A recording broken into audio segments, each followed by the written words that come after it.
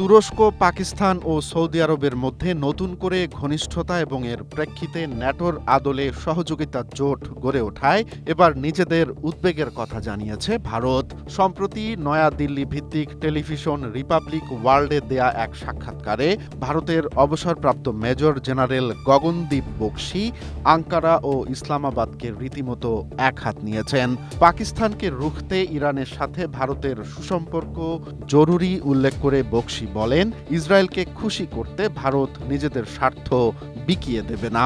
Israel তাদের নিজস্ব দৃষ্টিভঙ্গি থেকে ইরানকে বড় হুমকি মনে করলেও ১৮০টি পারমাণবিক বোমা থাকা সত্ত্বেও পাকিস্তানকে নিয়ে মোটেও মাথা ঘামায় না। স্ট্রবেরি সুপার ডটেড ও ক্লাসিক ভ্যারিয়েন্টে সেনসেশন জাগুক শিহরণ।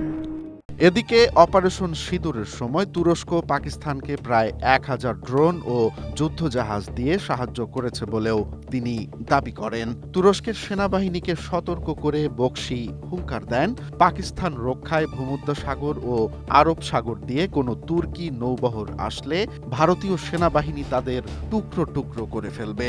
তিনি সাফ জানিয়ে দেন, ভারত কারো তাবেদার নয়। নিজস্ব অর্থনীতি ও মধ্য এশিয়ায় প্রবেশের জন্য ইরানের পথ ভারতের দরকার। তাই ইসরায়েলের যুদ্ধ বা চাপের কারণে ইরানের হাত কখনোই ছাড়বে না দিল্লি।